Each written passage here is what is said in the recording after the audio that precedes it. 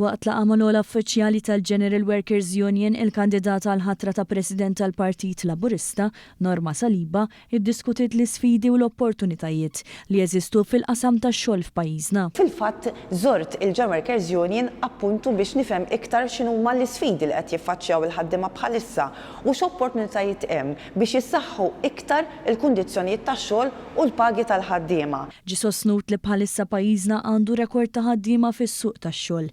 Madanakollu jeżistu diversi sfidi li jeħtieġ li jiġu indirizzati. Josef Buġeja, Segretarju Ġenerali tal-General Workers Union, spjega l-sfida ewlenija bħalissa titratta l-fatt li diversi ħaddiema mhux qegħdin jitħallsu daqs oħrajn li qed jagħmlu l-istess xogħol bħalhom. Sfida oħra hi dik li mhux kull ħaddiem f'pajjiżna jista' jsir membru ta' trade union. Għal dan il-għan il-General Workers Union temmen li sħubija f'union għandha tkun mandatorja għal kulħadd. It-tmexxija tal-General Workers Union tkellmet ukoll dwar il-proposti li resqet quddiem il-Gvern għal budget 2025.